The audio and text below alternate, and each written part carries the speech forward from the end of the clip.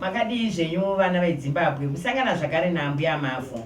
Ndine nhaurwa iri kundinetsa yandishungurudza iri kubva mamurimi vana veZimbabwe, kubva kunana baba, vana mai, vasikana nevakomana, kunyanya kuvasikana nevakomana, kuti zvakanakawo here vana baba, zvakanakawo here vana mai kusarudzira mwana mukomana musikana kana kusarudzira musikana mukomana. Zvinhu zviri kukanganisa kugara kwevana kunosvika kuti mwana anozotadza kuroorwa kusvika pakuti akutonzi tsikombi asina kuroora, kunzi itsvimborume yekwani kwei asina kuroora uye asina kuroorwa, zvichireva kuti zvabva kwatirisu vabereki tiri kukonzeresa kuti vana vasave nekuziva kuti chavachakwanisa kuita ivo kubva ipapo chii. Sarudzo kana yakubva kuna mai vakusarudzira mwana womukomana, sarudzo kana yakubva kuna tete vakusarudzira hanzvadzi yavo mukomana, sarudzo kana yakubva kuna baba vakusarudzira mwana womukomana musikana. Zvinofamba sei ipapo? Tati timbokurukura nezvazvo. Pari zvino izvi ndine nhau dziri kushungurudza dzega dzega dzisinganakidze,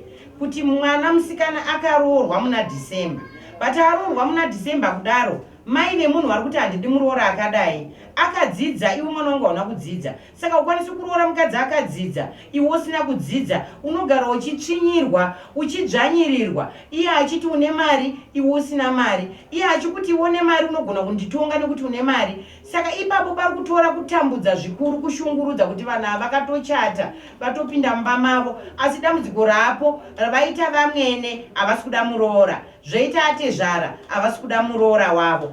Poitwa sei vaviri vari kuwirirana?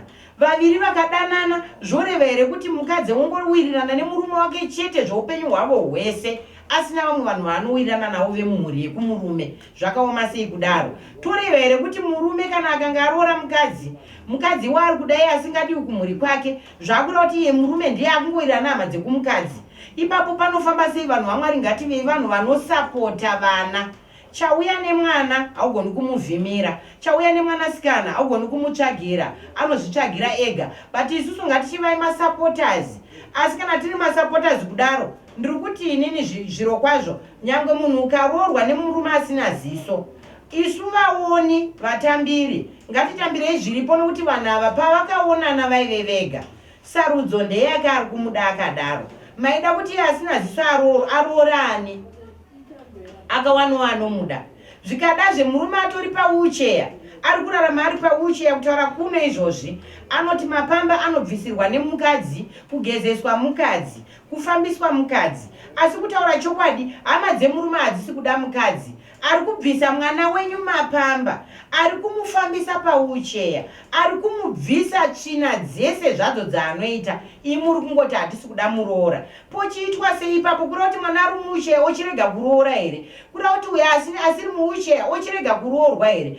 Ngativei nekusapota vana vedu, tirege kudzvanyirira, tirege kuomeserana. Kana kuti waroorwa nemurume ane mari, isu kumhuri kwedu tine nhamo, zvobva zvachinetsa kubva ipapo. Kana kuti waroorwa nemurume muhombe ichembere, hatibvumi dhara pano. Kana kuti waroora chembere, hatibvumi chembere pano. Ivo vaviri vachiwirirana, imimi muri kukwana papi? Tiri kuti siirai vaviri mukana, vapeiwo nguva vari vaviri sevanhu vakawirirana. Ngativasapotei, tivabatsiridze pane zviri kunetsa, tirege kurambanisa vana. Misha mizhinji iri kuparara nekuda kuti vazhinji vari kunopindira. Vamwe vanhu muri kuita tsika yekuti mukaona vaviri vanodanana munopinda pakati pavo, mokonzeresa kuti vaviri varambane. Mozodini? Mozovatsvagira here? Nekuda kwokuti hondo dzabata vana veZimbabwe dzawandisa, dzekuda kuvhimirana, muchivhimirana, muchinyengerana, muchidini. Asi zviri kunopa dambudziko kumhuri inenge yasara, kuti vana vanenge vasara ivavo havana ari kuzochengeta. Semasapotera amazviita kuti mukadzi ngaaende, vana vanozoenda namai, mai vakunorarama upenyu hunoshungurudza nevana, imasara nemwana wenyu akagara muchidya mari yake, vana vake vachishupika. Zvakaoma sei izvozvo muri amwene? Zvakaoma sei muri ambuya? Zvakaoma sei muri mai kana kuti vatete nehanzvadzi? Ngative vanhu vanosapota, chitarisa vana vazvarwa nevanhu ivavo, kuti ko vana vazvarwa ava zvatakuvarambanisa, ndiani achasara achivachengeta? Ndiani achavapa mari yeschool fees?